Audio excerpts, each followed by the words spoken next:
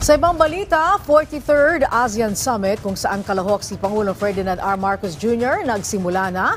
Iba't ibang hamon sa rehiyon at kahit sa buong mundo, inaasahang matatalakay. Ang sentro ng balita ay hatid mula sa Jakarta, Indonesia ni Alan Francisco live.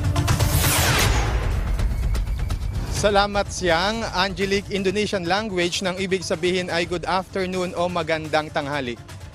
Angelic, sa mga sandaling ito ay ongoing ang nagaganap na 43rd ASEAN Summit and related meetings na pinangunahan nga yan o kasama si Pangulong Ferdinand R. Marcos Jr. Kahapon, Angelic, dumating si President Marcos dito sa Indonesia kasama sina First Lady Liza Marcos at ang Philippine delegation. At kanina nga lang ay isinagawa ang opening ceremony ng 43rd ASEAN Summit. Isang dumating at pumasok sa plenary hall ng Jakarta Convention Center ang mga pinuno ng mga bansa sa Timog Silangang Asya. Kabilang na si Pangulong Marcos, kasama niya si First Lady Liza. Winelcome sila ni ASEAN Chair at Indonesian President Joko Widodo. Hinandugan ng ASEAN performance sa mga leader sa kakinanta ang ASEAN theme song. Pagkatapos nito ay sinagawa ang tradisyonal na handshake ng mga ASEAN Heads of State.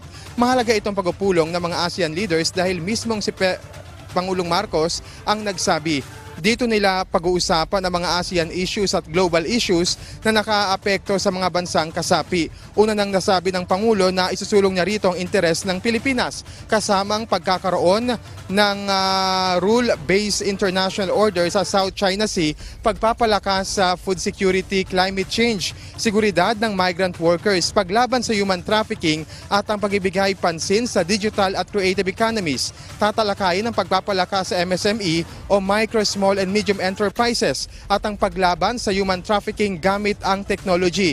Iba pang inaasang paksang tatalakayin ang sitwasyon sa Myanmar, hidwaan sa Ukraine at iba pa. Magandang pagkakataon din anya ito sa ASEAN ayon sa naunang pahayag ng Pangulo para magkaroon ng kooperasyon sa mga iba pang bansa na partner countries ng ASEAN. Sa mga susunod na araw ay inaasahang 13 bilateral meetings ang isasagawa ni President Marcos kasama ang ilang world leaders tulad ng Vietnam, South Korea at iba pa. Mamayang 1:30 PM oras dito sa Jakarta ay isasagawa naman ang pagbubukas ng ASEAN Indo-Pacific Forum. Angelique, kanina lamang ay dumating na yung isa sa mga dialogue partners ng ASEAN. Ito nga yung bansang Canada at pinangungunahan nga yan ni Canadian Prime Minister Justin Trudeau.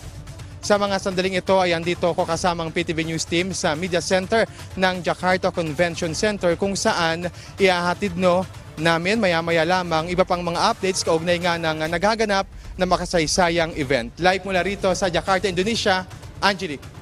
Okay, maraming salamat. O sabi nga nila sa bahasa Indonesia, terima kasih.